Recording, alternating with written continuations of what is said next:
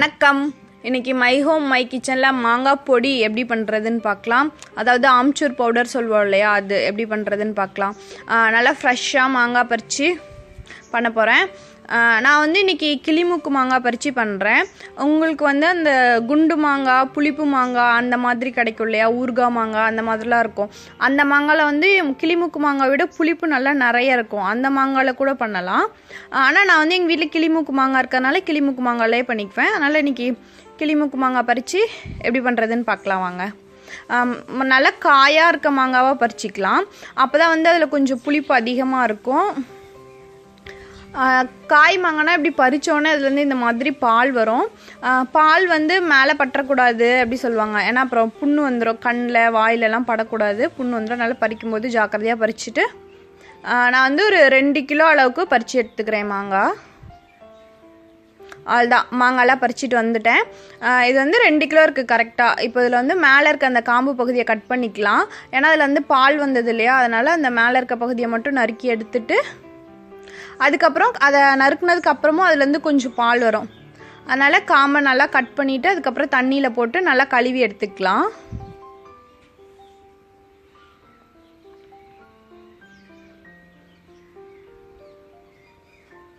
அப்புறம் அது மட்டும் இல்லாமல் மாங்காய் மேலே புழுதிலாம் இருக்கும், காற்றுல வந்தது அந்த புழுதிலாம் நிறைய இருக்கும். அதனால் ஒரு தடவை கழுவிட்டோன்னா நல்லா க்ளீன் ஆகிடும்.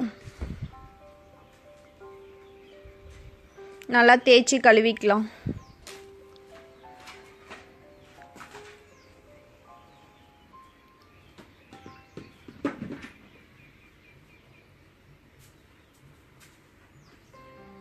அதுதான் எல்லாத்தையும் நல்லா கழுவி எடுத்துட்டேன். இப்போ இதை வந்து நல்லா குட்டி குட்டியாக நறுக்கிக்கலாம்.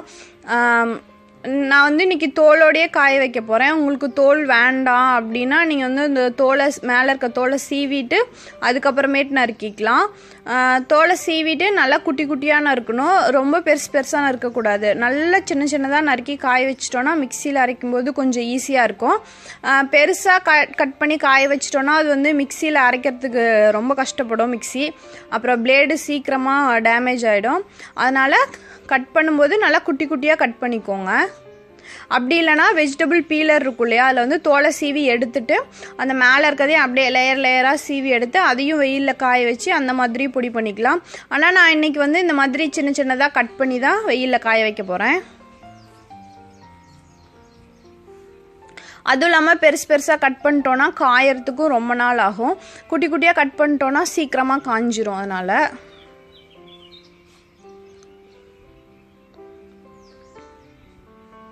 இந்த அளவுக்கு கட் பண்ணிக்கலாம். இல்லைனா இதை விட இன்னும் கூட நல்லா சின்னதாக கட் பண்ணிக்கலாம். அதுதான் எல்லா மாங்காவுமே நல்லா கட் பண்ணி எடுத்துட்டேன். நான் வந்து கொஞ்சம் பெருசாக தான் கட் பண்ணியிருக்கேன். நம்ம கட் பண்ண மாங்காவை இப்போது ஒரு வெள்ளை துணி கீழே நல்லா தரையில் விரித்து போட்டு அது மேலே அந்த மாங்காவை கொட்டிடலாம். கொட்டி விட்டு நல்லா பரப்பி விட்டுட்டு வெயிலில் காய வைக்கலாம். மாங்காய் வந்து ஒன்று மேலே ஒன்று இல்லாத மாதிரி நல்லா தனித்தனியாக இருக்கிற மாதிரி பரப்பி விட்டு காய வைக்கணும்.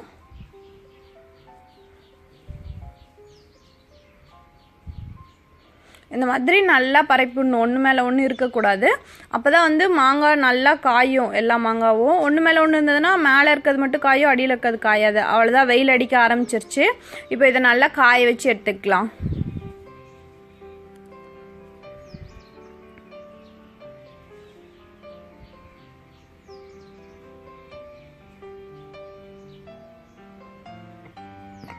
அவ்வளோதான், இப்போ நல்லா 4 நாள் வெயிலில் காஞ்சி மாங்காவை எடுத்துட்டேன்.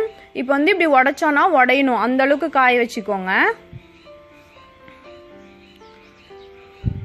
இப்படி நம்ம எடுத்து கையில் புட்டாவே நல்லா உடையணும். அதுதான், இப்போ இதை வந்து மிக்சியில் போட்டு அரைச்சிக்கலாம். நான் வந்து எல்லாமே இன்றைக்கி அரைச்சிட போகிறேன். உங்களுக்கு இவ்வளோவே உடனே அரைக்க வேண்டாம் அப்படின்னா இந்த மாதிரி ஒரு மிக்சி ஜார் மட்டும் அரைச்சிட்டு அப்புறம் மீதி இருக்கிறத ஒரு பாக்ஸில் போட்டு வச்சுக்கலாம். அப்புறம் தேவைப்படும் போது கூட அரைச்சிக்கலாம். ஆனால் நான் இன்றைக்கி வந்து எல்லாத்தையுமே அரைச்சி எடுத்துக்கிறேன். இந்த மாதிரி எல்லாத்தையும் அரைச்சி எடுத்துட்டு அதுக்கப்புறம் என்ன பண்ணால் ஒரு ஜல்லடையில் போட்டு சலிச்சிக்கணும். ஏன்னா வந்து மிக்சி ஜார் வந்து உடனே எல்லாத்தையுமே பொடி பண்ணிடாது. அதில் கொஞ்சம் கொஞ்சம் அப்படியே திப்பி இருக்கும். அதனால் இந்த மாதிரி சலிச்சிட்டு அப்புறம் மீதி இருக்கிறதையும் மிக்சியில் போட்டு அரைச்சி மறுபடியும் சலிச்சிக்கலாம். அந்த மாதிரி கடைசி வரைக்கும் சலிச்சு எடுத்துக்கலாம்.